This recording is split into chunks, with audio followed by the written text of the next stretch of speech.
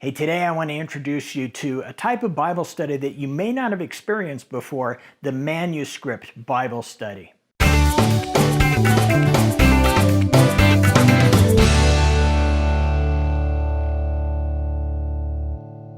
When we read a book, we tend to recognize divisions within that book. That is, when we open it up, that book stands all by itself. But then within the book, we have chapters. And within those chapters, we have paragraphs. And then each of those paragraphs is made up of one or more sentences. And what happens is, as we're interpreting what we're reading, as we're understanding the story, we tend to think of those thought units in those terms: sentences, paragraphs, chapters. And when we do that to an extreme degree, we can sometimes lose the thread of the story. We can do the same thing with the Bible. God's Word has been written in 66 different books, but it's a common story with a thread that winds throughout. If we're not careful, we can treat each of those books as discrete stories, which they are, but they're not. They're all linked together. And within those books, we have placed chapters and then paragraphs and sentences within them. And sometimes we can lose a thought thread or impose a new thought thread by looking at the chapter divisions and then the paragraph divisions within that chapter. Here is Ephesians chapter 4, for example, with all of the emendations that have been added to it through the centuries. The Greek or Hebrew autographs do not contain chapter titles or verse numbers, or the chapter divisions for that matter. It's not until centuries later that scholars of the original languages and then translators would begin to insert these markers and divisions. Note that this was never an attempt to abridge or edit God's Word. These divisions were added to increase clarity and make the texts more referential. Let's look at a couple things that happen when these elements that we accept as a part of our modern Bibles are in place. We gain and we lose. First, the title, Unity in the Body of Christ, is an addition to the text. When we read that, we are mentally oriented to the text that follows as covering the topic of unity in the church. So far, so good, but does this artificially limit our observation of the text? Here is the NIV 1984. Unity in the Body of Christ is the title here. But then look at the more recent version of the NIV, the 2011. It's now entitled Unity and Maturity in the Body of Christ. Was this something that we missed in our concentration on unity from the preceding title? Probably not, but you get the idea. I've also opened the King James here and noticed the absence of titles within the text. The reader is on her own to figure out what the subject of the following passage might be. Your eye will also pick up a big change in formatting for this text in the KJV. If you normally read this translation, this won't be unexpected, but to the ESV or NIV reader, it can be jarring. Notice that the text is formatted only in paragraphs and verses, something closer to the original text. When we shift back to the NIV, you notice right away that there's a lot of open space or a lot of white space, and that new formatting to make it more readable is causing us to see the text in a different way. These divisions can also interrupt a thought unit. If we scroll back to chapter 2, if we look at a well-known passage, verses 8 through 10 of chapter 2, we see something that we may not have picked up previously. For it is by grace you have been saved through faith, and this is not from yourselves, it is the gift of God, not by works, so that no one can boast. For we are God's handiwork, created in Christ Jesus to do good works, which God prepared in advance for us to do. Amen. But now notice that verse 8 reads through here to the M dash, and then verse 9 is composed of this all the way up to the period. Can verse 9 stand on its own? Probably not without the context of verse 8. It doesn't make any sense, not by word. What are you referring to? And so why the editors have decided to break it up in this way, I don't know, but it causes us to see the verse or the passage in a slightly different manner. There is another often preached division that appears in the first chapter of this book. We look at this passage, verse 3 through 14. This is rendered in the NIV in 5 sentences and 11 verses. As most Christians have heard this from their pastors, this effusive praise, this doxology, burst forth from the apostle's pen in one single sentence. Your grade school teacher would have marked it in red as a run-on sentence, but these were the God-breathed words that Paul wrote. We normally use texts like these to study God's Word, and these divisions and the other critical notes and marks can shape our understanding of the text. Mostly, this doesn't hurt or hinder our study, and we come away from our time in the Word with a sound understanding of what it says and what it requires of us. But what if you wanted to push yourself to work through the Word in a different fashion? Let me show you what I mean. How much different God's Word looks like when it's placed into a manuscript format. What's a manuscript? What we've done is taken God's Word, Ephesians chapter 4, in full, and removed all of the markings that we found in the Bible. The informational header is no longer there. The verse numbers, and therefore the verse divisions, are not there anymore. Even the paragraph divisions have been done away with. Why do we do this?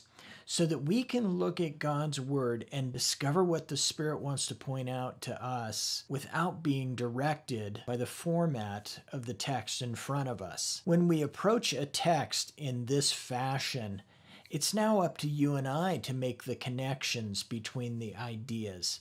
No longer does the paragraph define where we start and stop. If the paragraph leads from one idea as an introduction to the next idea, and therefore an introduction to the next idea, we should be able to pick that up from the text. If there is a common thread of thought or some repetition in the text, you and I should be able to go to this manuscript and pick it up. Because the original authors didn't write their text to be mysterious. They wrote them to be understood so that God's Word would take root in our souls. So how do we get from here to there using the Logos software? Well, you might think that what you want to do is highlight all your text, hit Control-C, switch over to Word, hit Control-V, paste it in there, then come up and start formatting it. Come up here and backspace away your verse markers. Get rid of those. And then maybe come over here and start deleting the paragraph breaks. Get rid of that verse marker. And so on. And you can see that pretty quick this is going to become tiresome. That's not at all what you need to do. Let's come back over here to Logos. Logos has a tool built into it for performing just this task, and it's called Copy Bible Verses. You click up here, Tools, Copy Bible Verses. It's going to open up as a sidebar over here. You can grab it, it's a tab, and move it over into here. And what you get is, according to the directions that are laid out here, you're going to get the text that's highlighted here. So if we grab, let's say, all this text here, you see that's what's going over here. And if I hit copy and paste, and come back over here to Word, you see that I've got my passage just as I asked it to format. I also get all of these references. I get the source of the text and everything there. Now that might be what I want for some things, but for my manuscript study, I want something much cleaner. So let's come back over here. The other way to get into Copy Bible Verses is the hotkey setup, and that's Control, Alt, and B as in Bible. That opens up as an independent window the Copy Bible Verses thing. Now we get a little deeper look into things here. So let's go back and let's select all of chapter 4. You see we've got it in there. Make it a little bigger, a little easier to see. Now we've got that text copied over here, and if I hit copy and paste, it would send it just like this over to Word. But what we want is to get rid of some of this stuff. So you click on the little arrow. It's hard to see, but there's a little arrow right here, a little drop-down arrow. Click there, and it gives you a bunch of styles. Now, these are all built into Logos already. And the one that we're really interested in right now is Bible text only. When I click on this, watch what happens. Hey, it takes away all the formatting, all the verse numbers, all the headers, everything. So now when I copy and paste and send that over to Word, look what I get. Now from here in Word, I can set it up the way that I want to according to how I'm going to study, who I'm going to study with, and so on.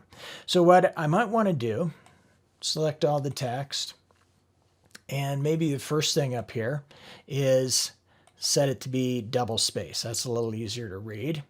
And then layout, I'm going to go over here and I'm going to set the margins a little bit differently. Let's make the margins a little bit wider.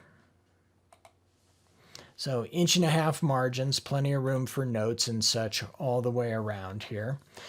And now what I want to do, the reason that the verses are inserted into your Bible is so that you and I can reference the same point much easier. I don't have to go down 10 words and over 3 words. I can go to Ephesians 2:8 through 10, and using the chapter breaks and the verse numbers, we can both get to the same place at the same time.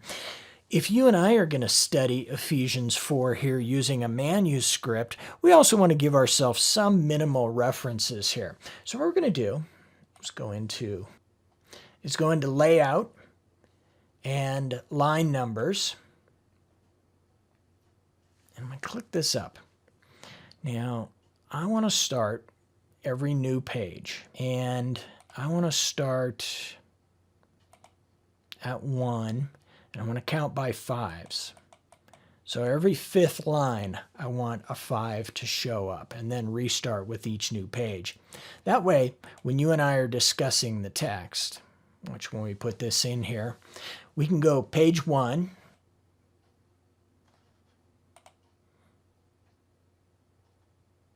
Let's just put it at the center of the top. So now I have page 1 and verse or line 7. Whoops.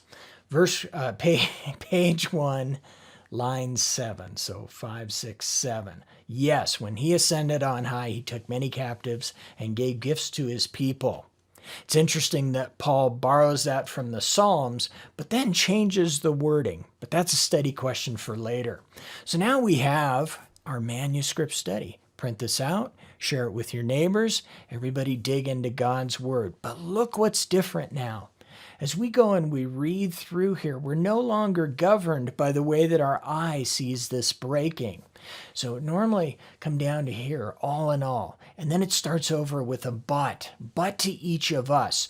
So we're all of one Spirit, just as the Trinity is all of the same oneness.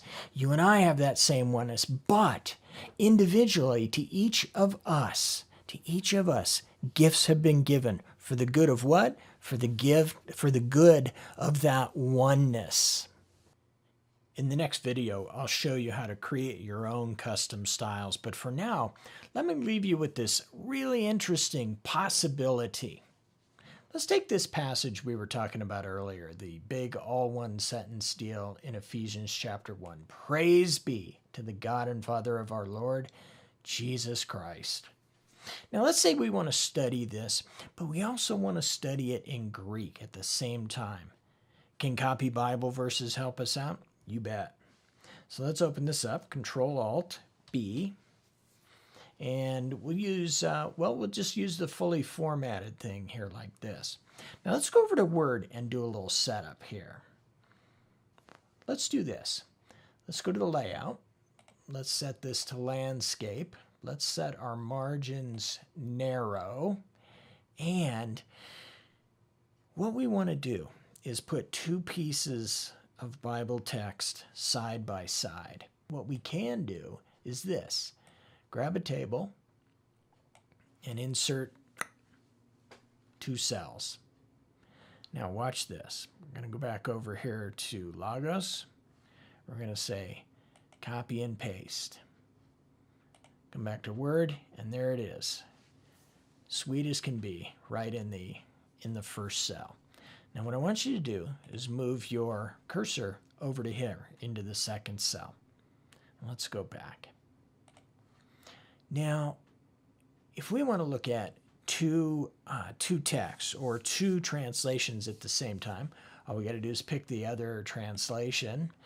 Let's say we want to put the ESV, but that's kind of dull. Let's do this. Let's do some Greek study. We can all use an improvement in our Greek.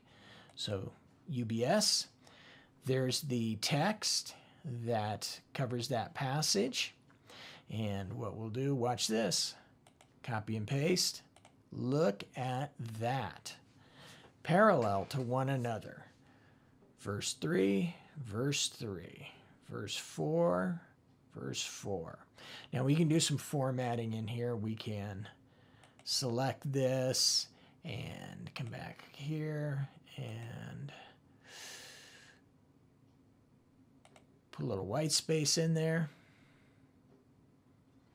Now you notice what we were talking about earlier doesn't change here because there's no paragraph breaks in here. We got one great long sentence. See the period right there? Yeah, one great long sentence here. So we might want to go double space this, come back over to here, double space this. Yeah, that might make it easier to work with. You get the idea.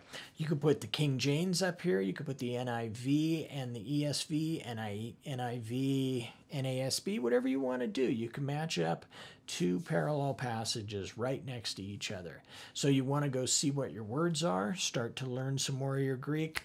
Bam, there's your tool. Hey, I hope this has been useful to you.